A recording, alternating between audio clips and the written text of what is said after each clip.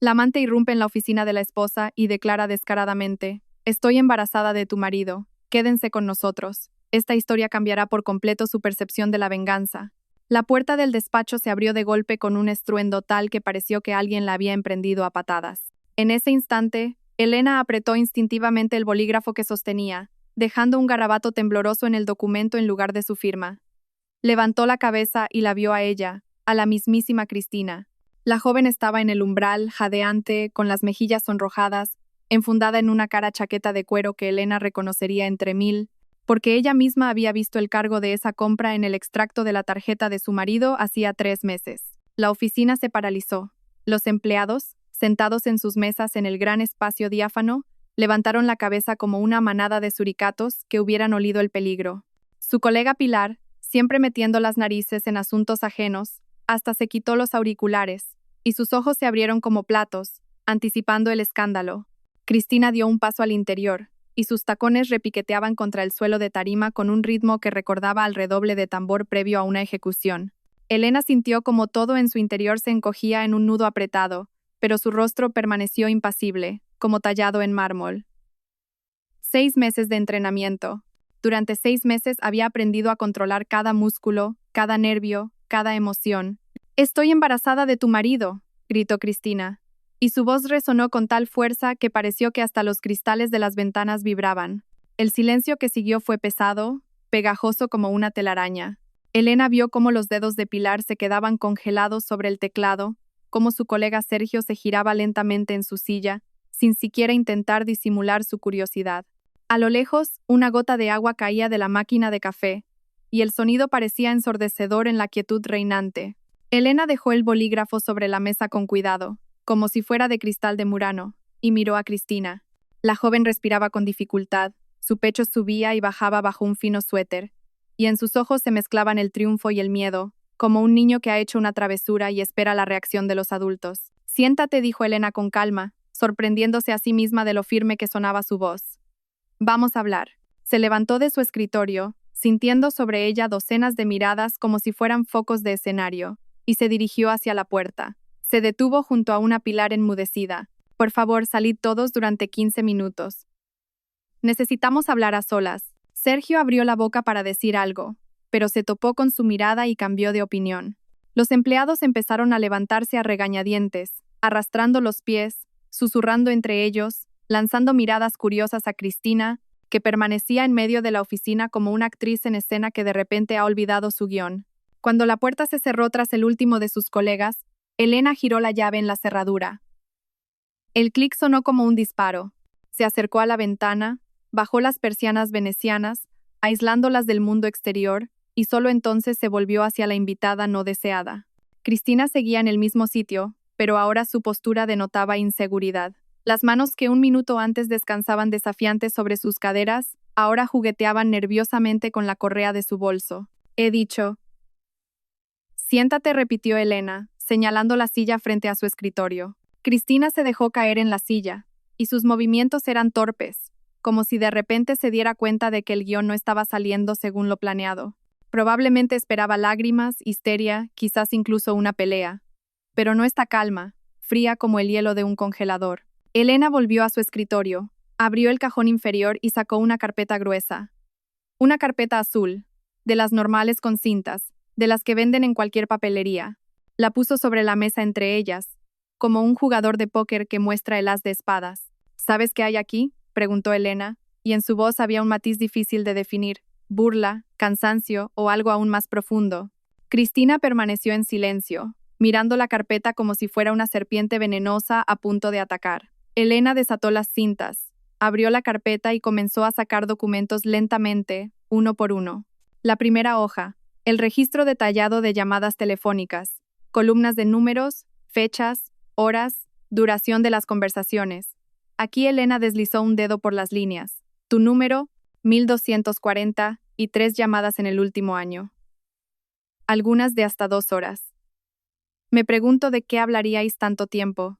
Cristina palideció, y el rubor de sus mejillas se convirtió en manchas de color sobre un lienzo blanco. «¿Cómo has?», empezó a decir, pero Elena ya estaba sacando el siguiente documento. El extracto de la tarjeta. Un restaurante en una azotea con vistas a la Gran Vía, ese donde la cena romántica cuesta lo que mi sueldo de un mes. Estuvisteis allí el día 17, y esta otra hoja, un hotel. Suite de lujo, jacuzzi, cava, desayuno en la habitación, el 23. Con cada documento, el rostro de Cristina se volvía más blanco, y Elena observaba esa transformación con el frío interés de un entomólogo estudiando una mariposa rara bajo un cristal. Y esto Elena sacó impresiones de redes sociales, tus publicaciones, una foto con un ramo de rosas, la cita, cuando él sabe lo que te gusta, la siguiente foto, café en la cama, las mañanas pueden ser maravillosas. Y esta señaló con el dedo la foto de una pulsera en una muñeca delgada. Regalo de mi amor. Recuerdo esa pulsera. La recuerdo porque Marcos me compró una exactamente igual para nuestro aniversario de bodas. Hace 7 años. Cristina tragó saliva. En el despacho reinaba un silencio tal que se podía oír el tic-tac del reloj de pared, contando los segundos de aquel extraño interrogatorio. Lo sabía, susurró Cristina. No era una pregunta, sino la constatación de un hecho. Lo has sabido todo este tiempo. Elena se reclinó en su silla, que gimió lastimeramente. Afuera, el claxon de un autobús rompió el silencio, y el sonido irrumpió en su mundo aislado como un recordatorio de que la vida seguía, a pesar de todo. Lo sabía, asintió Elena. Desde hace 6 meses. Desde el día en que vi un mensaje tuyo en su móvil, se lo dejó en casa, se fue a la ducha y el teléfono vibró en la mesilla de noche. Te echo de menos, mi vida, con un emoticono de corazón. Hizo una pausa, y en esa pausa afloró un recuerdo, vívido y doloroso como un trozo de cristal en una herida. Aquel día había sido normal. Un sábado por la mañana, el sol se colaba por las cortinas y el apartamento olía a café recién hecho. Marco se levantó más tarde de lo habitual, se desperezó, dijo algo sobre ir al gimnasio y se metió en el baño. Y Elena, de pie junto a la ventana con una taza en las manos, veía cómo los niños jugaban al fútbol en el patio, persiguiendo un balón entre los coches aparcados. El teléfono vibró una vez, y otra. Elena se giró, vio la pantalla iluminada en la mesilla, se acercó sin pensar nada malo, solo para dárselo a Marcos. Y lo vio. Te echo de menos, mi vida. El mundo no se derrumbó. No hubo un apocalipsis. Simplemente, algo en su interior hizo un clic silencioso, como un interruptor, y todo cambió. La luz se volvió más fría, el aire más denso, y el café en su taza de repente le supo amargo, aunque le había echado 2 cucharadas de azúcar, como siempre. Elena volvió al presente, encontrándose con los ojos muy abiertos de Cristina. Podría haber montado un escándalo, continuó Elena en voz baja, con un tono distante, como si contara la historia de otra persona. Podría haber despertado a todos los vecinos con mis gritos, haberle tirado todo lo que tuviera a mano, echarle de casa. Pero ¿sabes qué hice? Cristina negó con la cabeza en silencio. Nada. Absolutamente nada. Devolví el teléfono a su sitio. Me terminé el café. Cuando salió de la ducha, le sonreí y le pregunté qué quería para desayunar. Y decidí recopilar información. Volvió a coger la carpeta, sacando nuevas hojas. El contrato de alquiler de tu piso. Muy bonito, ¿verdad? Un apartamento de 2 habitaciones en un edificio nuevo, buena zona, cerca de un parque. Lo paga mi marido, por cierto. Aquí están los recibos de los últimos 8 meses. Cristina cerró los ojos con fuerza, como si sintiera dolor. Y esto Elena sacó varios documentos más. El contrato de financiación del coche. Tu sedán rojo, en el que has venido hoy. El avalista es Marcos. Un crédito a 5 años. Divertido, ¿verdad? Se ha atado a ti con obligaciones financieras durante 5 años, mientras que con su mujer solo tiene 15 años de vida en común y una hija. Hizo una pausa, dejando que la información se asentara, que penetrara en la conciencia de su interlocutora. Cristina permanecía inmóvil. Solo sus manos se apretaban y se relajaban nerviosamente sobre sus rodillas. Pero eso no es todo. Elena sacó otro fajo de hojas. Conversaciones. No contigo, con otra mujer. Empezaron hace un mes. Se llama Laura. Trabaja en su empresa, en el departamento de marketing. Mira, eres especial. Nunca he conocido a nadie como tú. Quiero estar contigo. Cristina se estremeció, como si la hubieran golpeado. Eso no es verdad, balbuceó. No puede ser. Él me quiere a mí. Dijo que se divorciaría, que estaríamos juntos, que yo era la única. Elena esbozó una sonrisa sin una pizca de alegría. Querida, no eres la primera, ni serás la última. Antes de ti estuvo Verónica. Duró 8 meses. Terminó cuando ella empezó a insinuar algo sobre una boda. Antes de Verónica, estuvo Nerea. Esa fue más lista. Se fue ella misma cuando se dio cuenta de que él solo prometía, pero no hacía nada. Hizo una pausa, observando cómo la información se asentaba lentamente en la mente de Cristina, como un castillo de naipes, que, al ser empujado, comienza a tambalearse, a punto de derrumbarse. ¿Por qué? Graznó Cristina. ¿Por qué me enseñas esto? Elena se levantó de la mesa, se acercó a la ventana y entreabrió ligeramente las persianas. Afuera, la vida seguía su curso. La gente se apresuraba a sus quehaceres. Los coches estaban atascados en el tráfico. A lo lejos, unos obreros reparaban la calle, y el sonido de un martillo neumático llegaba hasta allí, al tercer piso. «Porque has venido aquí triunfante», dijo Elena, sin volverse. «Pensabas que me destrozarías con la noticia del embarazo. Pensabas que caería de rodillas, que lloraría, que le suplicaría que se quedara, y él, por supuesto, se iría contigo, la joven, guapa y embarazada.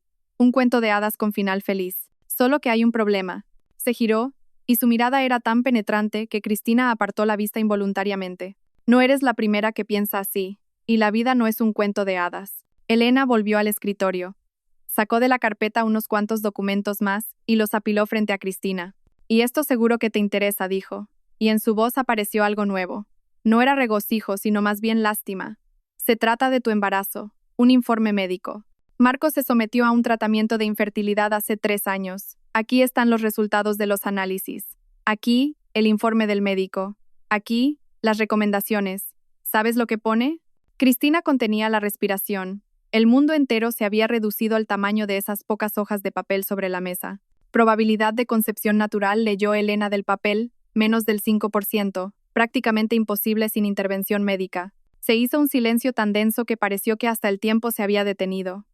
Cristina miraba los documentos, su rostro tan blanco como una sábana de hospital. «Esto», susurró, «pero estoy segura de que estoy embarazada. La prueba dio positivo. He estado en el médico. Estoy de 8 semanas. No dudo que estés embarazada», dijo Elena, y su voz se suavizó. «La única pregunta es, ¿de quién?» Cristina se cubrió la cara con las manos. Sus hombros empezaron a temblar, y Elena vio cómo las lágrimas se filtraban entre sus dedos. No eran lágrimas teatrales ni fingidas, sino reales, amargas como el ajenjo, y de repente, como si una presa se hubiera roto, un recuerdo afloró en la memoria de Cristina. La fiesta de empresa, hacía 2 meses. Los compañeros celebraban la finalización de un gran proyecto. Habían alquilado una casa rural. Había una piscina, mucho alcohol. Marcos dijo que se quedaría hasta tarde en el trabajo, que no podría ir. Cristina fue sola, bebió demasiado, bailó. Y luego estaba Andrés, un colega del departamento de al lado, guapo, divertido, que no paró de servirle vino y hacerle cumplidos toda la noche. Y ella no recordaba exactamente qué pasó después.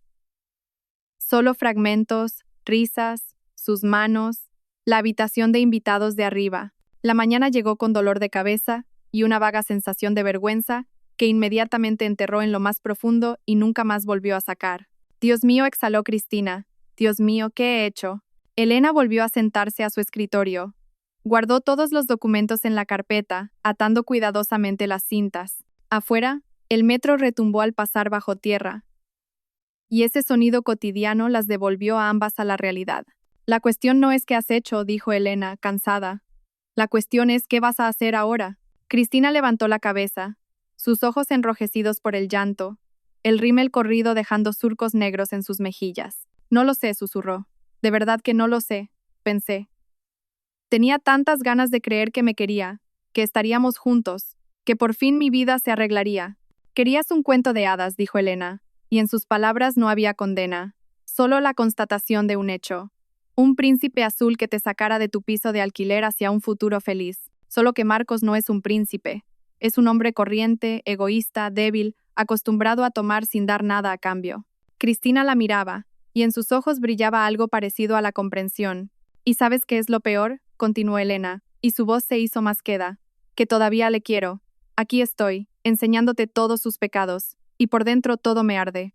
Porque 15 años de vida en común no se pueden borrar sin más, como un error en un cuaderno. Tenemos una hija, tiene 12 años. Adora a su padre, ¿y qué le voy a decir yo?». Se calló, y en el silencio que siguió, las dos mujeres permanecieron sentadas una frente a la otra.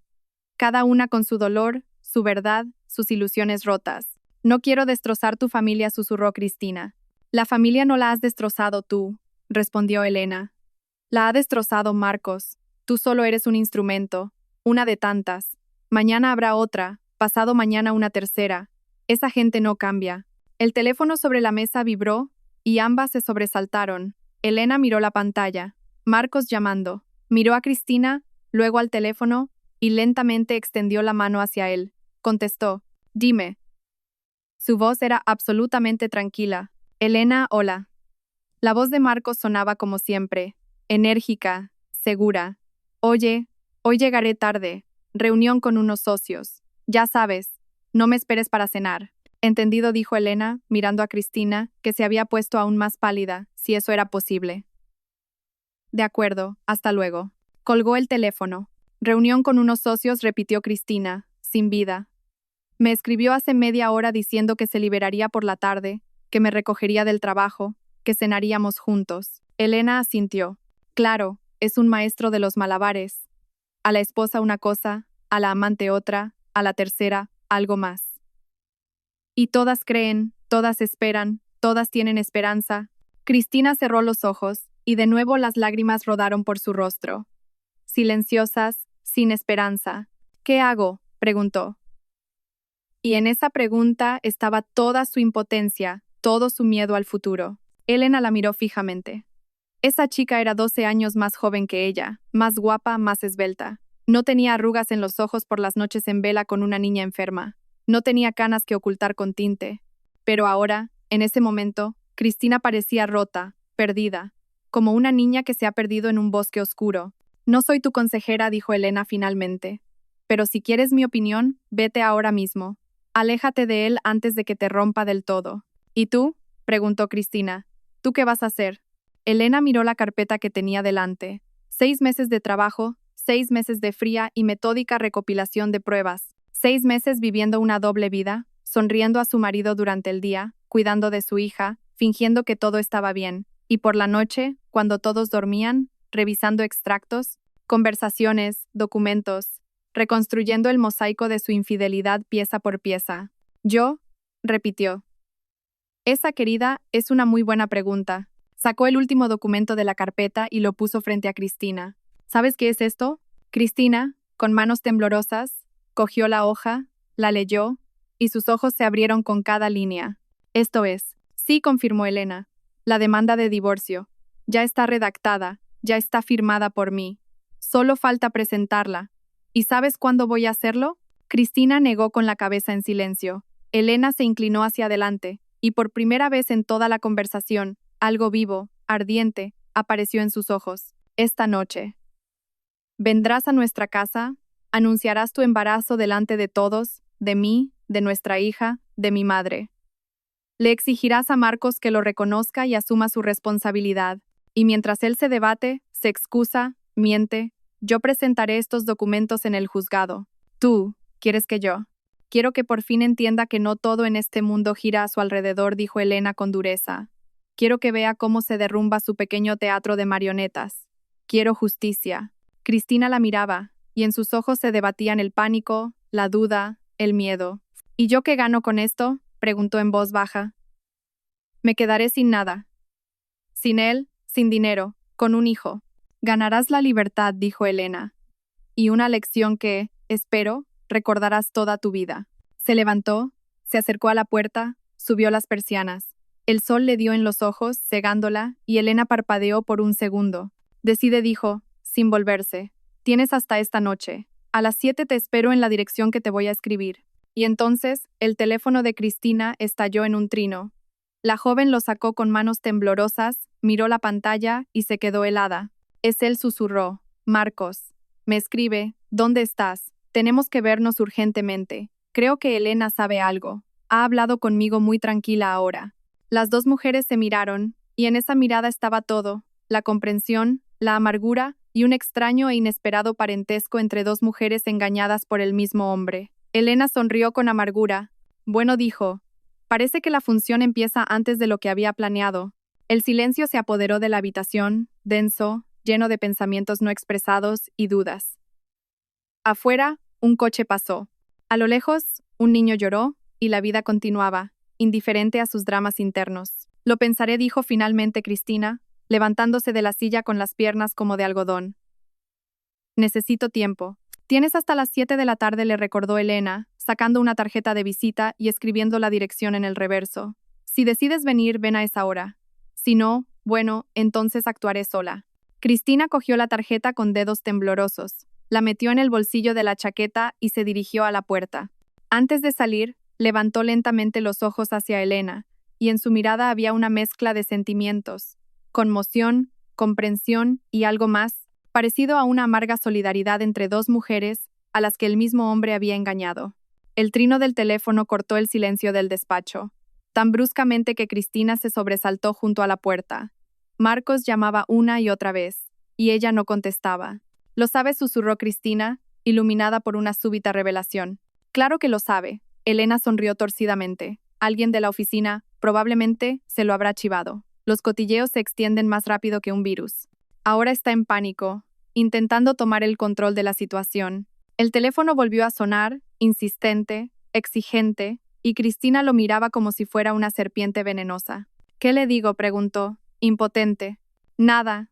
Elena se acercó a ella, y por primera vez en toda la conversación, algo parecido a la compasión sonó en su voz. «No cojas el teléfono. Deja que se preocupe, que sufra la incertidumbre. Será solo el principio de lo que se merece». Cristina asintió, guardó el teléfono en el bolso y salió del despacho sin mirar atrás. La puerta se cerró tras ella con un suave clic, y Elena se quedó sola en su despacho, rodeada de carpetas con documentos, pruebas de infidelidad y traición. Se acercó a la ventana, la abrió de par en par, dejando entrar el aire fresco, impregnado del olor a lluvia inminente, y por un segundo se permitió cerrar los ojos. Le esperaba una noche que lo cambiaría todo. Le esperaba la tormenta que ella misma había provocado. Y curiosamente, en lugar de miedo, sentía casi alivio. Por fin esta farsa terminaría. Las máscaras caerían y todos verían los verdaderos rostros. Y fuera, el cielo se cubría de nubes, prometiendo una tormenta. Marcos entró en el garaje de su casa exactamente a las 6 de la tarde, cuando el cielo de otoño ya empezaba a oscurecerse, adquiriendo una pesadez plomiza, y las farolas a lo largo de los caminos se encendían una tras otra, cortando la penumbra con manchas amarillas de luz. Aparcó en su sitio de siempre, cerca del ascensor, apagó el motor y se quedó inmóvil unos minutos, apretando el volante con los nudillos blancos, intentando ordenar los pensamientos que revoloteaban en su cabeza como pájaros asustados en una jaula. Todo el día, después de aquella llamada de Pilar desde la oficina de Elena, había estado en un estado cercano al pánico. Pilar le había informado en un susurro asustado, disfrutando claramente de su papel de mensajera de la catástrofe. Una chica había irrumpido en el despacho de Elena, gritando sobre un embarazo, sobre él, Marcos, y luego Elena les había pedido a todos que salieran y habían hablado a solas durante casi una hora. Marcos intentó llamar a Cristina de inmediato, pero ella no contestaba, y ese silencio le asustaba más que cualquier palabra. Comprendió que el castillo de naipes que había construido con tanto esmero empezaba a desmoronarse, y ahora tenía que pensar urgentemente en cómo salir del paso, cómo explicarlo, cómo volver a pegar las piezas. Marcos siempre había sabido cómo salir del paso. Era su talento, perfeccionado con años de práctica. Las palabras adecuadas en el momento adecuado, la entonación correcta, una mentira convincente envuelta en un bonito papel. Salió del coche, se ajustó el cuello de la chaqueta y se dirigió al portal, ensayando mentalmente posibles versiones de la conversación. Pero todas se hacían añicos ante un simple hecho. Cristina había estado con Elena, habían hablado, y solo Dios sabía qué le había contado exactamente. Marcos sintió cómo todo en su interior se encogía por un mal presentimiento, ese que suele preceder a una catástrofe. El apartamento lo recibió con un silencio inusual y el olor a carne asada que venía de la cocina. Marcos se quitó los zapatos, colgó la chaqueta en el perchero y aguzó el oído. Desde el salón llegaba el sonido apagado del televisor y en la cocina algo chisporroteaba en una sartén. Todo era como siempre, y esa normalidad, por alguna razón, le asustaba más que si lo hubieran recibido con gritos y acusaciones. «Ya estoy en casa», gritó, esforzándose porque su voz sonara natural, y entró en el salón. María estaba sentada en el sofá, absorta en su móvil, y ni siquiera levantó la cabeza cuando él entró. Su hija tenía 12 años. Esa edad complicada en la que los niños empiezan a distanciarse de sus padres, encerrándose en su propio mundo de dispositivos y amigos. Y Marcos normalmente no le prestaba atención, pero ahora su indiferencia le pareció de algún modo siniestra. María, hola, dijo, acercándose. ¿Qué tal en el cole? Normal, masculló la niña, sin apartar la vista de la pantalla. ¿Has hecho los deberes? Oh, ya. Marcos iba a decir algo más, pero Elena salió de la cocina, secándose las manos con un paño, y su mirada era tan tranquila, tan normal, que por un segundo llegó a dudar de si realmente había ocurrido lo que Pilar le había contado. Qué temprano hoy, dijo Elena con voz neutra, sin que nada en ella delatara ninguna emoción. Pensaba que te quedarías hasta tarde, en la reunión con los socios. Se canceló, mintió Marcos automáticamente, observando la expresión de su rostro, intentando captar cualquier señal de que ella sabía, de que estaba al tanto. Decidieron posponerla para mañana. Entiendo. Elena asintió. Pues pongo la mesa. Por cierto, he invitado a mi madre. Llegará pronto. Hace mucho que no nos vemos todos juntos. Marcos sintió un vuelco en el estómago. Isabel, su suegra, nunca le había tenido especial aprecio, y él lo sabía, aunque ella nunca lo hubiera dicho directamente.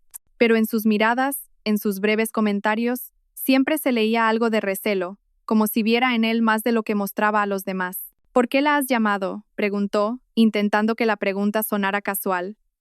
Mañana tiene que trabajar por la mañana. Me apetecía verla. Elena se encogió de hombros. La familia tiene que pasar tiempo junta, ¿no? En esas simples palabras, Marcos intuyó algo amenazador, pero no pudo entender qué era exactamente. Elena volvió a la cocina, y él se quedó de pie en medio del salón, sintiéndose como un actor que ha salido al escenario sin saberse el guión de la obra. Media hora después llegó Isabel, y Marcos le abrió la puerta, fingiendo una cordialidad que no sentía. La suegra cruzó el umbral, lo recorrió con una mirada evaluadora, y entró en el apartamento sin siquiera saludarle. Tenía 62 años, pero parecía más joven, con la espalda recta, el pelo cano recogido en un moño pulcro y unos ojos que parecían ver a través de la gente. Hola, María. Isabel abrazó a su nieta, que por fin se despegó del móvil y sonrió a su abuela con una sinceridad que no le dedicaba a su padre. Te he echado de menos. Y yo, abuela. María se acurrucó contra ella. Y Marcos de repente sintió una punzada de algo parecido a los celos o el resentimiento. ¿En qué momento se había convertido en un extraño en su propia familia? Se sentaron a la mesa en el salón y Elena empezó a servir los platos. Solomillo asado con patatas, ensalada, pan recién hecho. La conversación no fluía, se producían pausas incómodas, y Marcos sentía cómo aumentaba la tensión, densa como la niebla antes de una tormenta. Isabel permanecía en silencio, comiendo a pequeños bocados y lanzándole de vez en cuando miradas extrañas, como si intentara descifrar algo. El reloj de la pared marcaba las 7:30 cuando sonó el timbre de la puerta. Brusco, insistente, y todos en la mesa se quedaron helados, como si hubieran oído una señal de alarma. ¿Quién puede ser? Marcos se levantó de la mesa, y su voz sonó demasiado alta en el silencio que se había instalado. Yo abro, dijo Elena, levantándose con calma. Siéntate y termina de comer. Fue hacia la puerta, y Marcos oyó el clic de la cerradura, el suave chirrido de las bisagras, y luego una voz de mujer, familiar, que le heló la sangre. Hola, soy Cristina. Necesito hablar con Marcos. Claro, pasa. La voz de Elena era tan amable, tan normal, que Marcos pensó por un segundo que se estaba volviendo loco. Justo estamos cenando. Únete a nosotros. Cristina apareció en el umbral del salón, y Marcos vio que su rostro estaba pálido, sus ojos enrojecidos por el llanto, pero en ellos ardía una especie de determinación febril. Se quedó en el umbral, agarrando su bolso, y su mirada se movía entre él y Elena, como un animal acorralado buscando una salida. ¿Qué haces aquí?, consiguió decir Marcos, y su voz sonó ronca, ajena. Cristina, esto no. Estoy embarazada, soltó Cristina, y sus palabras cayeron en el silencio como piedras en un abismo. De ti. Y prometiste que te divorciarías, que estaríamos juntos. ¿Qué? Isabel se levantó bruscamente de la silla, y su rostro se puso blanco. ¿De qué está hablando Marcos? María permanecía inmóvil, mirando a Cristina con los ojos muy abiertos, y sus labios temblaban, como si intentara decir algo pero no pudiera articular palabra. Esto es un malentendido. Marcos se levantó de un salto, derribando la silla, que cayó al suelo con estrépito. Está loca. No sé qué se ha inventado, pero es una tontería. Una tontería. Cristina dio un paso hacia la habitación, y ahora en su voz había histeria mezclada con desesperación. ¿Llamas tontería a un año de relación? ¿Llamas tontería a todas tus promesas? Estoy embarazada, Marcos. Dentro de mí está creciendo un bebé, y tú eres el padre. Yo no soy el padre, gritó Marcos. Y en ese grito había pánico, el miedo animal ante un mundo que se derrumbaba. Mientes. Ese niño no es mío. El silencio que siguió a esas palabras fue ensordecedor. María se cubrió la cara con las manos y rompió a llorar. En silencio, sin esperanza. Y esos sollozos fueron el sonido más terrible que Marcos había oído jamás. Isabel se dejó caer de nuevo en la silla, y su rostro parecía tallado en piedra. Entonces, admites que teníais una relación, dijo Elena, y su voz era tan fría que un escalofrío recorrió la espalda de Marcos. Simplemente niegas la paternidad. Elena, no es lo que piensas. Marcos dio un paso hacia su mujer, pero ella levantó una mano, deteniéndolo. No te acerques, pronunció en voz baja. Pero en esa voz baja había tal fuerza que él se quedó paralizado. No te atrevas a acercarte a mí. Mamá, sollozó María. ¿Qué está pasando? Papá, di que no es verdad, dilo. Marcos miró a su hija, a su rostro lloroso, lleno de desesperación y súplica, y comprendió que, dijera las palabras que dijera ahora, todo estaba acabado. Su princesita, a la que había acunado en sus brazos, enseñado a montar en bicicleta, protegido de todos los males, lo miraba como si fuera un monstruo. María, cariño. Extendió las manos hacia ella, pero la niña retrocedió, pegándose a su abuela. No la toques. Isabel abrazó a su nieta, protegiéndola, y la mirada con la que fulminó a Marcos estaba tan llena de desprecio que él se sintió miserable. Ya has hecho suficiente. No quería, empezó Marcos, intentando encontrar palabras que pudieran arreglar algo. Simplemente pasó. No lo planeé. Fue un error. ¿Un error? Cristina se rió histéricamente. ¿Un año es un error? Todas tus promesas, todos tus juramentos, el piso que me alquilaste, el coche, ¿todo eso es un error? ¿Qué? Isabel levantó la cabeza. ¿Le alquilaste un piso? ¿Con qué dinero? Con el de nuestra familia, respondió Elena en su lugar, y su voz era tranquila, como si estuviera comentando el tiempo. Durante 8 meses pagó el piso de su amante. Además del crédito del coche, donde él es el avalista, más regalos, restaurantes, hoteles, en total, en un año se ha ido aproximadamente mi sueldo anual. Elena Marcos sintió que el suelo se abría bajo sus pies. ¿Cómo?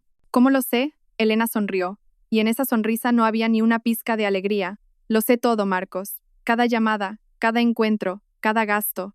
Durante 6 meses he estado recopilando información.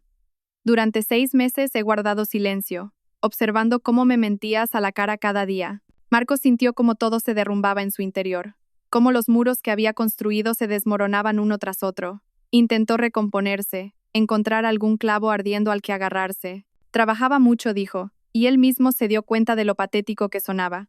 Estaba estresado, tú te volviste fría, en casa solo había rutina. Conversaciones sobre facturas y sobre la niña. Me sentí innecesario, así que es culpa mía. Elena se levantó, se acercó a él, y en sus ojos ardía el fuego. Yo soy la culpable de que me engañaras. Yo soy la culpable de que mintieras. Yo soy la culpable de que gastaras nuestro dinero en tu amante. No, no quise decir eso. Marcos retrocedió y sintió la pared fría contra su espalda. Solo intento explicarlo. ¿Explicarlo? Isabel se levantó, aún abrazando a su nieta llorosa. Explicar cómo has traicionado a tu familia, cómo has destrozado la vida de tu hija. Sabes, siempre sentí que algo no iba bien contigo. Hablabas con demasiada facilidad, prometías cosas demasiado bonitas. Y ahora veo quién eres en realidad. Un cobarde y un mentiroso. Usted no tiene derecho a hablar así, replicó Marcos, sintiendo cómo todo en su interior hervía de ira y resentimiento. Usted no sabe lo que es vivir con alguien que no te entiende, que no te valora. No te atrevas, gritó Elena, y su voz fue tan aguda que todos se estremecieron. No te atrevas a culparme. Durante 15 años he sido tu esposa fiel, la madre de tu hija, te he apoyado en todo. Y tú falsificaste mi firma y pediste préstamos. Se hizo un silencio sepulcral. Cristina miraba a Marcos con los ojos muy abiertos, como si lo viera por primera vez. ¿Tú falsificaste su firma? Susurró. ¿Eres un delincuente? No es un delito. A Marcos le hubiera gustado que se lo tragara la tierra. Necesitaba dinero para el negocio. Iba a devolverlo. Son dificultades temporales. ¿Dificultades? Elena sacó del bolsillo una hoja de papel doblada y se la arrojó a la cara. Aquí tienes el informe pericial que confirma la falsificación. Y aquí, la denuncia a la policía. Mañana presentaré los documentos en el juzgado. Marcos cogió la hoja con manos temblorosas y la leyó. Las palabras se desdibujaban ante sus ojos, pero el significado era meridianamente claro. El informe pericial confirmaba que la firma no pertenecía a Elena. Se había abierto un procedimiento penal por un delito de estafa. «Tú, ¿me vas a meter en la cárcel?», consiguió decir. «Voy a hacer justicia», respondió Elena con frialdad.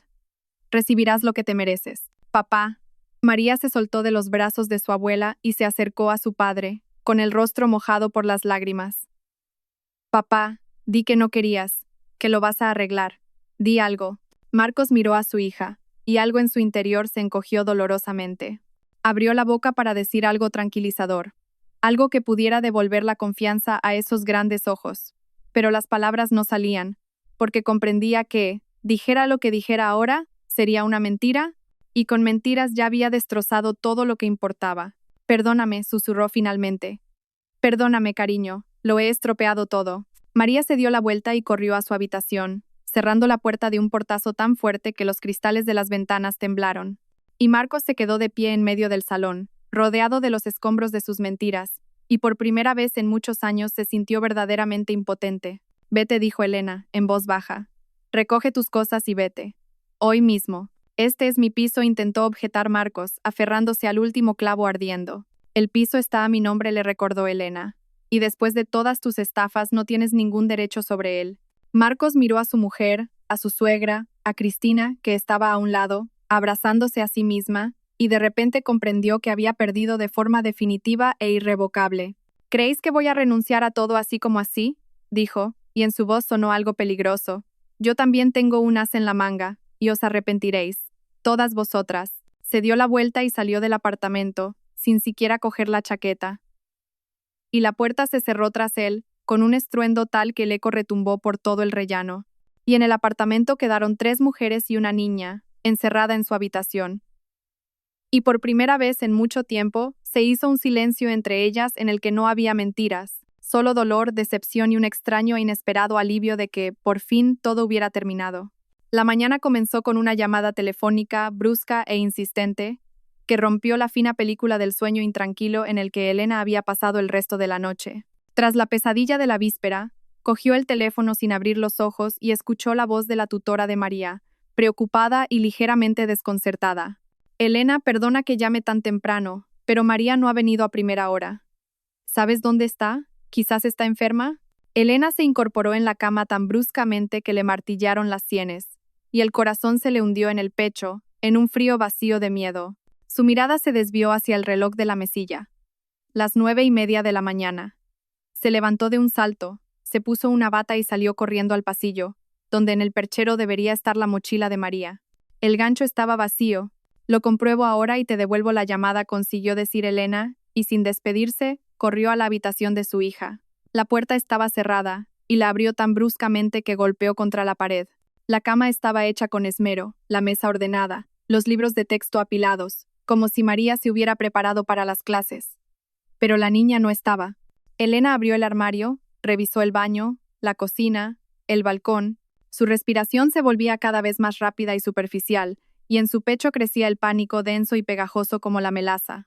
«María», gritó, sabiendo que era inútil, que el apartamento estaba vacío, pero incapaz de detenerse. «María, ¿dónde estás?» Isabel, que se había quedado a dormir en el sofá del salón, acudió corriendo, asustada, con el pelo cano revuelto y cara de sueño. «¿Qué pasa? ¿Por qué gritas?» «María no está». Elena corría por el apartamento, mirando en cada rincón, como si una niña de 12 años pudiera esconderse detrás de una cortina o debajo de una mesa. «No está en el colegio. No está en casa. Mamá no está». Registraron el apartamento una vez más, metódicamente, mirando incluso donde el sentido común sugería que la niña no podía estar. Entonces, Isabel encontró una nota sobre la mesa de la cocina, apoyada contra el salero, escrita con la conocida y amplia caligrafía de Marcos, en una hoja arrancada de un bloc de notas. «La niña está conmigo. ¿Quieres verla? Retira la demanda del juzgado. M». Elena leyó esas líneas una vez, y otra, Y con cada lectura, crecía en su interior una furia tan ardiente y devoradora, que por un segundo todo se tiñó de una neblina roja ante sus ojos. Se había atrevido.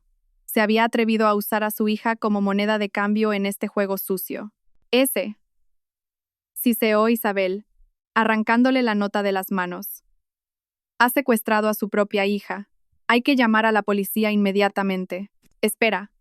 Elena agarró a su madre de la mano, intentando ordenar sus pensamientos, que revoloteaban como gorriones asustados. Si llamamos a la policía, se convertirá en algo público. Se armará un escándalo. ¿Y si él? ¿Y si le hace algo? No se atreverá, dijo Isabel con dureza, pero en sus ojos brilló el miedo. Es su hija. Ayer también era su padre, pero eso no le impidió huir y dejarla llorando. Elena marcó el número de Marcos con dedos temblorosos, y cada tono de llamada retumbaba como un martillo en sus sienes. Marcos contestó al quinto tono, y su voz sonaba tranquila, incluso con cierta pereza, como si estuviera tumbado en la playa en lugar de tener como rehén a su propia hija. Elena, buenos días. ¿Has dormido bien? ¿Dónde está mi hija?, gritó Elena, y su voz se quebró en un chillido. ¿Dónde está María, desgraciado? Nuestra hija, la corrigió Marcos, y en su tono aparecieron notas de acero. Y está conmigo, a salvo. Lo estamos pasando muy bien, ¿verdad, cariño? Elena oyó cómo apartaba el teléfono de la oreja, y por el altavoz se oyó la voz de María, tímida, asustada. Mamá. Papá dijo que querías meterlo en la cárcel, que nos quedaríamos sin dinero, que nos echarían del piso. María, eso no es verdad, gritó Elena. Pero Marcos ya había vuelto a acercar el teléfono. ¿Ves cómo disgustas a la niña?, dijo con tono de reproche. ¿Para qué gritar? Hablemos con calma. Como adultos. ¿Como adultos? Elena sintió cómo todo en su interior temblaba de rabia e impotencia. Has secuestrado a nuestra hija y exiges hablar con calma. No la he secuestrado, simplemente la he traído conmigo.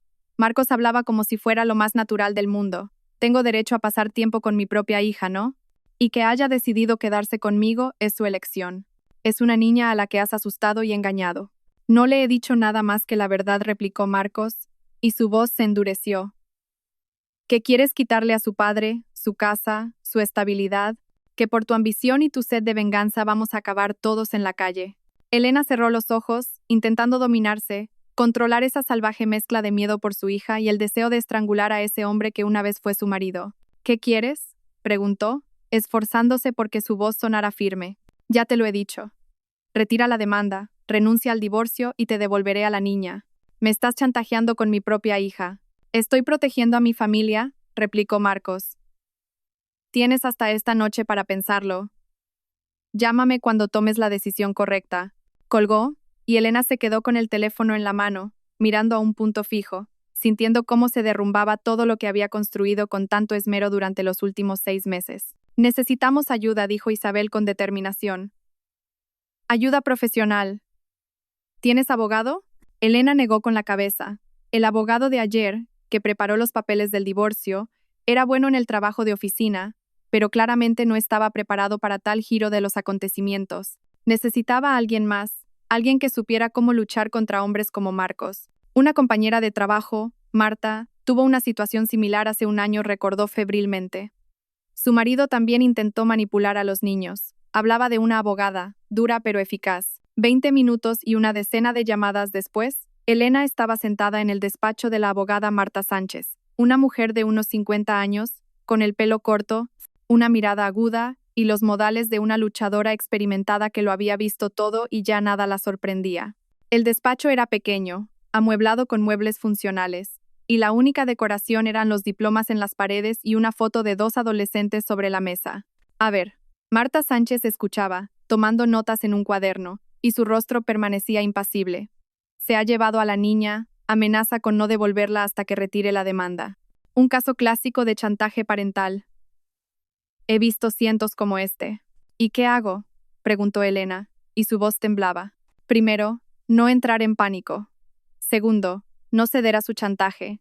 Si cedes ahora, entenderá que el método funciona y usará a la niña como palanca de presión una y otra vez. Tercero, reunimos pruebas de su incapacidad como padre y presentamos una denuncia a la policía por secuestro. Pero es su hija. ¿Eso es un secuestro? Según la ley, Si se ha llevado a la niña sin tu consentimiento y la retiene contra la voluntad de la madre, que tiene la custodia, se considera secuestro, explicó Marta.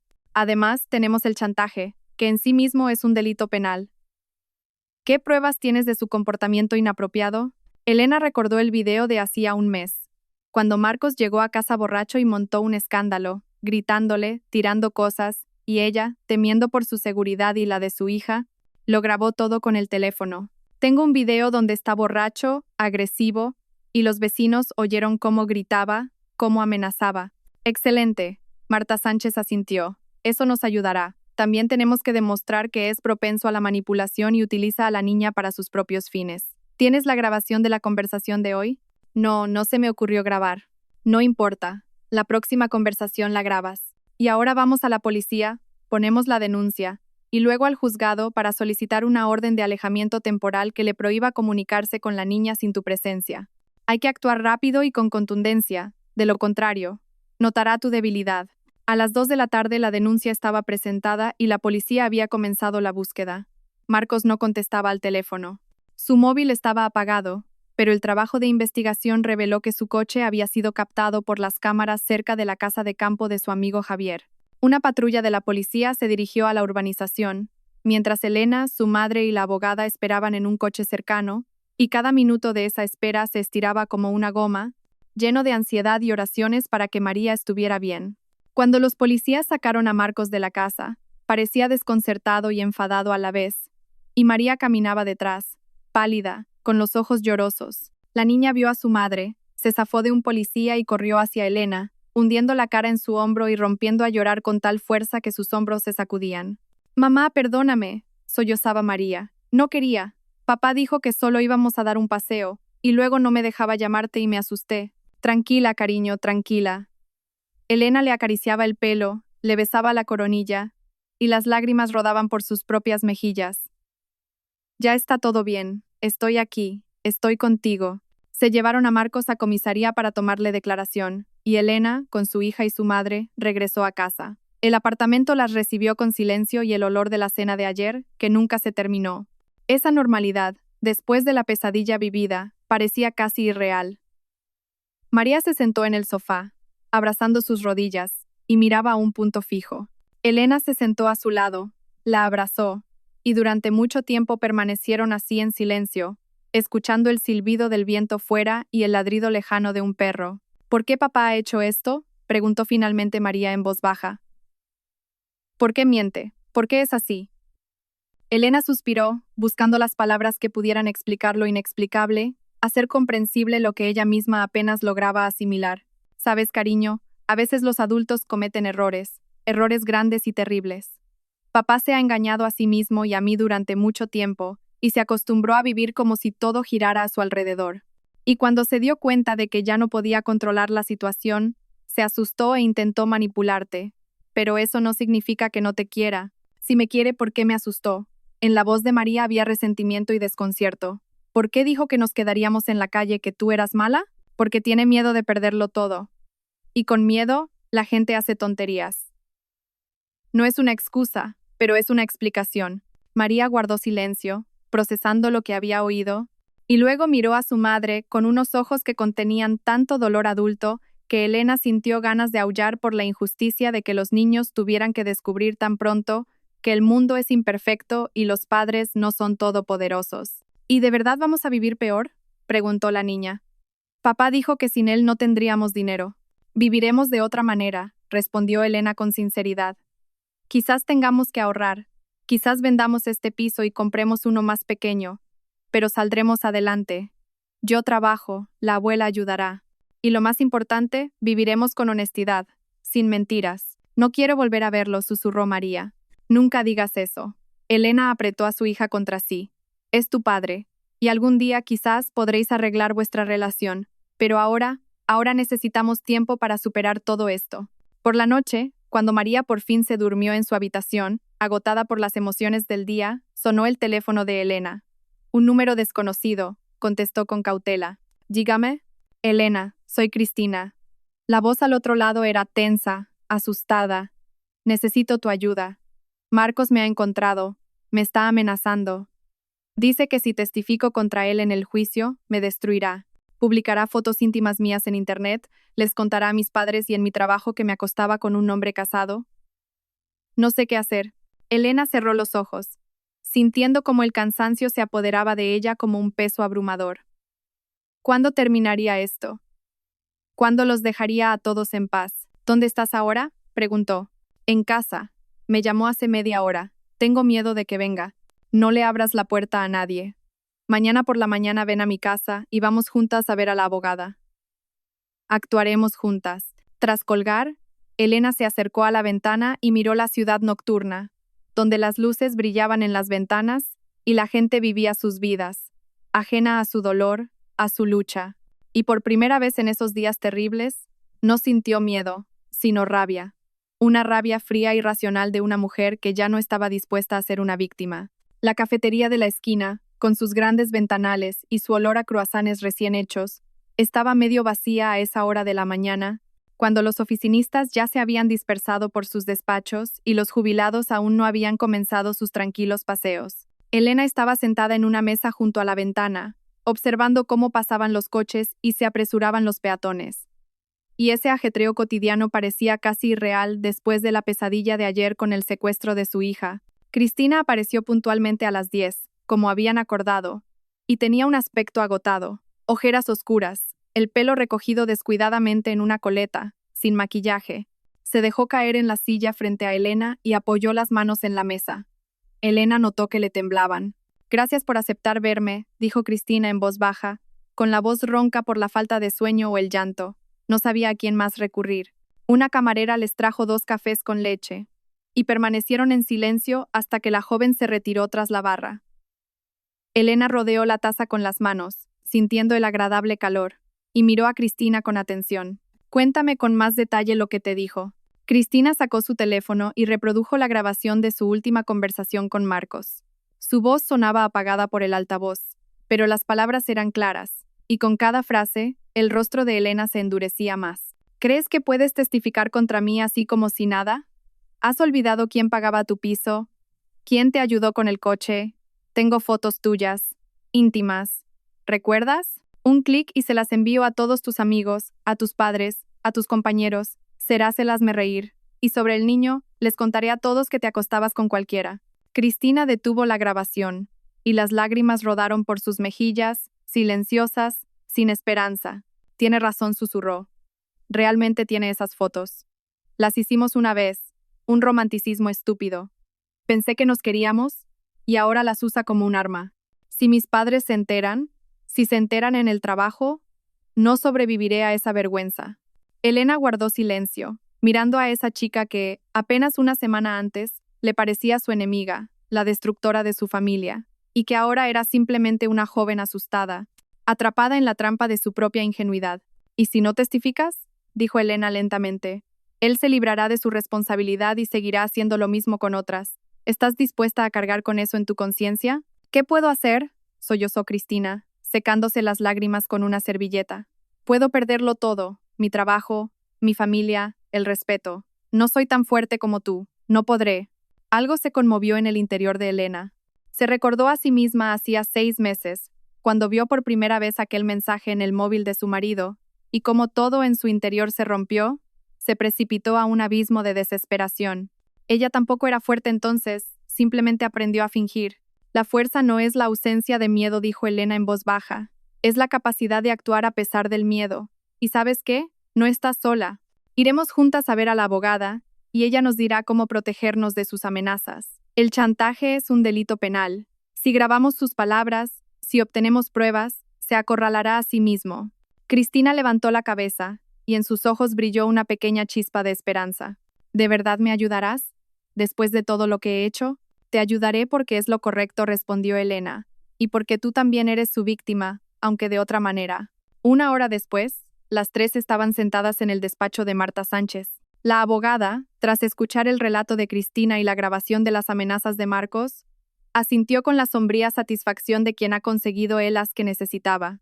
Excelente. Esto es chantaje puro y duro, con amenaza de difusión de material íntimo. Hay un artículo en el Código Penal para esto. La pena es grave.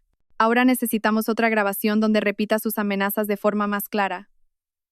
Cristina, ¿estás dispuesta a reunirte con él y grabar la conversación? Tengo miedo, admitió Cristina. La reunión será en un lugar público, la tranquilizó Marta. Y cerca habrá una persona de nuestra confianza para tu seguridad. Tú solo hablas, y la grabadora en tu bolso lo registra todo. ¿Puedes hacerlo?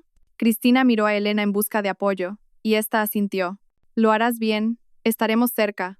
La reunión se fijó para esa misma tarde en un parque cerca de un centro comercial, un lugar siempre concurrido donde Marcos no se atrevería a usar la violencia física. Cristina llegó antes, se sentó en un banco junto a una fuente, y en su bolso, escondida entre el neceser y la cartera, llevaba una grabadora encendida. No muy lejos, fingiendo leer un periódico, estaba sentado un hombre de unos 40 años, contratado por la abogada como testigo y para su seguridad. Marcos apareció puntualmente a las 7, con mal aspecto, sin afeitar, con la camisa arrugada y la mirada apagada de quien no ha dormido en toda la noche. Se sentó junto a Cristina y su rostro se contrajo en una mueca que pretendía ser una sonrisa. Bueno, ¿has recapacitado?, preguntó con voz cansada. ¿Has entendido que no te conviene enfrentarte a mí? Marcos, ¿por qué me amenazas? Cristina intentaba hablar con calma, pero su voz temblaba traicioneramente. Estuvimos juntos. Pensé que me querías. Te quise, esbozó una sonrisa torcida. Hasta que fuiste a ver a mi mujer y montaste este circo. ¿Sabes lo que has hecho? Has destrozado mi familia, me has quitado mi casa. Mi hija ahora me mira como a un monstruo, y todo por tu estupidez. Fuiste tú quien destrozó a tu familia, replicó Cristina, y en su voz apareció una nueva firmeza. Nos engañaste a las dos. Nos utilizaste a las dos. Marcos se giró bruscamente hacia ella, y en sus ojos brilló la ira. ¿Utilizaros? Te di todo, un piso, un coche, dinero. ¿Y tú qué? Vienes con tus exigencias, con ese estúpido embarazo que ni siquiera es mío. ¿Y por eso vas a arruinar mi vida?, preguntó Cristina. ¿Publicar fotos íntimas, contarle a todo el mundo lo mala que soy? ¿Qué me queda? Marcos alzó la voz, y varios transeúntes se giraron. Si testificas en el juicio, me meterán en la cárcel. Lo perderé todo. Así que sí, si no retiras tu testimonio, haré que tu vida sea un infierno. Subiré todas tus fotos a internet, escribiré a tus padres, a tus jefes, contaré lo fácil que eres, cómo te acostabas con un hombre casado esperando sacar tajada. Su voz se rompió en un grito, y un guardia de seguridad del centro comercial ya se dirigía hacia ellos cuando Cristina se levantó rápidamente. Ya veo quién eres en realidad, dijo con una calma sorprendente. Adiós, Marcos. Se alejó a paso rápido, mientras Marcos se quedaba sentado en el banco, con la cabeza entre las manos. Desde la distancia, no parecía un villano peligroso, sino simplemente un hombre roto y desesperado, alcanzado por las consecuencias de sus propios actos. Al día siguiente, la grabación fue entregada a la policía, y al caso de falsificación de documentos se añadió otra acusación, chantaje y amenaza de difusión de material íntimo. El juicio se fijó para 3 semanas después, y esas semanas se hicieron insoportablemente largas, llenas de reuniones con abogados, recopilación de documentos adicionales y noches en vela. La vista se celebró en una pequeña sala que olía a papeles viejos y a aburrimiento burocrático. Elena estaba sentada a un lado, Marcos al otro, y entre ellos había un abismo ya insalvable. La jueza, una mujer de unos 50 años con gafas sujetas por una cadena, estudiaba atentamente los documentos y escuchaba los testimonios, con el rostro impenetrable. Cristina testificó, habló de su año de relación, de las promesas de Marcos, del embarazo, del chantaje. Marcos intentó justificarse, habló de estrés, de que lo habían provocado, de que no quería hacer daño a nadie, pero las pruebas eran irrefutables, grabaciones, documentos, testimonios. La sentencia fue clara e inapelable. Matrimonio disuelto. Todos los bienes gananciales se repartirían teniendo en cuenta que la mayor parte estaba a nombre de Elena, y la niña se quedaría con ella. Marcos estaba obligado a pagar una pensión alimenticia. La custodia de la hija quedaba en manos de la madre, con derecho del padre a visita solo con el consentimiento de la niña y en presencia de la madre. En cuanto al caso penal por falsificación de documentos y chantaje, el asunto se remitía a la siguiente fase de instrucción. Marcos salió del juzgado con el rostro de un hombre que lo había perdido todo. Sus amigos, al enterarse de sus estafas y deudas, le dieron la espalda uno tras otro. En el trabajo, después de que la información sobre el proceso judicial se filtrara a los medios, le pidieron amablemente que presentara su dimisión. La habitación alquilada en las afueras de la ciudad a la que se mudó era pequeña, con el papel de las paredes desconchado y vistas a un muro gris, y la vida de las que se quedaron comenzó a reconstruirse lentamente. Elena vendió el piso grande, saldó los préstamos que Marcos había contraído y compró un modesto apartamento de 2 habitaciones en un barrio tranquilo. Isabel se mudó con ellas, y 3 generaciones de mujeres abuela, madre y nieta, aprendieron a vivir de nuevo, apoyándose mutuamente. María empezó a ir al psicólogo del colegio, y poco a poco las heridas comenzaron a cicatrizar, aunque la confianza en su padre estaba rota, quizás para siempre. A Elena la ascendieron en el trabajo, reconociendo su profesionalidad y su capacidad para manejar situaciones de crisis, y ahora dirigía un departamento entero. Cristina también encontró la fuerza para seguir adelante. Les contó la verdad a sus padres, esperando su condena, pero recibió su apoyo. Su madre fue a verla, la abrazó y le dijo que todos cometemos errores, que lo importante es saber enmendarlos. Cristina encontró a Andrés, el verdadero padre del niño, y se lo confesó todo. Andrés no estaba preparado para una relación seria, pero aceptó ayudarla económicamente y participar en la vida del niño. Y eso fue suficiente para empezar. Pasaron 6 meses. Un día, Elena volvía del trabajo por el centro de la ciudad cuando lo vio. Marcos estaba en una esquina, esperando el semáforo en verde, y parecía envejecido, apagado, como si en esos 6 meses hubiera vivido 10 años. Sus miradas se cruzaron por un instante, y Elena vio en sus ojos algo parecido a una súplica, el deseo de hablar, de explicarse. Pero ella simplemente siguió su camino, sin siquiera reducir el paso. Él ya no tenía poder sobre su vida, no tenía derecho a su tiempo, a sus pensamientos, a sus emociones. Siguió caminando hacia su casa, donde la esperaban su hija y su madre, donde la cena estaba en la mesa y reinaba un ambiente, aunque no fácil, sí honesto, sin mentiras ni manipulaciones. En el alma de Elena no había triunfo ni regocijo, solo la serenidad de una persona que ha pasado por el fuego y ha salido al otro lado, no rota, sino fortalecida. Había aprendido la lección más importante: la traición puede destruirte o hacerte más fuerte. Y esa elección depende únicamente de uno mismo. Esa noche, mientras María hacía los deberes en la mesa y Isabel preparaba en la cocina un bizcocho de manzana según una vieja receta, Elena estaba de pie junto a la ventana, mirando las luces de la ciudad. En algún lugar de esa ciudad estaba Marcos, sufriendo las consecuencias de sus actos. En algún lugar estaba Cristina, preparándose para ser madre y construyendo una nueva vida. En algún lugar había otras familias, otras historias de amor y traición, de felicidad y dolor. Pero aquí, en este pequeño apartamento, había calidez, había paz, había aquello por lo que había valido la pena pasar por toda esa pesadilla. Elena sonrió a su reflejo en el cristal. Tenía por delante una vida, no fácil, llena de desafíos, pero honesta, y eso era suficiente. «Mamá, ven a probar el bizcocho». La llamó María, y su voz sonaba casi tan despreocupada como antes. «Voy, cariño», respondió Elena, y se apartó de la ventana. El pasado se había quedado tras el cristal, y el futuro comenzaba aquí y ahora. Las primeras nieves de ese año cayeron temprano, a principios de noviembre, transformando la ciudad en una acuarela, donde los grises bloques de pisos adquirían de repente un aire de cuento de hadas bajo el manto blanco. Elena estaba de pie junto a la ventana de su oficina en el 8º piso, observando cómo los copos de nieve giraban lentamente en el aire antes de posarse en el asfalto, donde se derretían casi al instante, dejando manchas oscuras y húmedas. Un año atrás, por estas mismas fechas, ella aún no sabía la verdad. Vivía en la hermosa ilusión del bienestar familiar, creía en las promesas, cerraba los ojos a las pequeñas incongruencias. Un año atrás, era otra persona, más ingenua, más confiada. Y curiosamente, Elena no se arrepentía de que esa versión de sí misma hubiera quedado en el pasado. El dolor te curte, como el fuego templa el acero, convirtiendo el metal blando en una hoja resistente. El teléfono vibró sobre la mesa, y Elena vio un mensaje de Cristina con una foto. La joven estaba en una cama de hospital, pálida pero feliz, y en sus brazos dormía un diminuto bulto envuelto en una mantita rosa. Ha nacido. 200 kilogramos. La he llamado Fe, en honor a tu madre.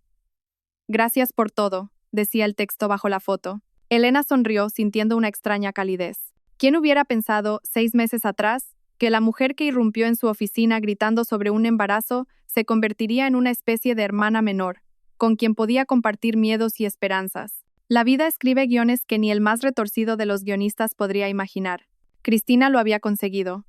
Encontró la fuerza para admitir sus errores, contarle la verdad a Andrés, aceptar su ayuda sin exigir más. Consiguió un nuevo trabajo, alquiló un pequeño apartamento de una habitación más cerca de sus padres, aprendió a vivir no con el dinero de otros, sino con el suyo propio, aunque fuera modesto. Y ahora era madre, y tenía por delante un largo camino, lleno de noches en vela, risas de bebé y ese amor incondicional que cambia a una persona para siempre. Y Marcos,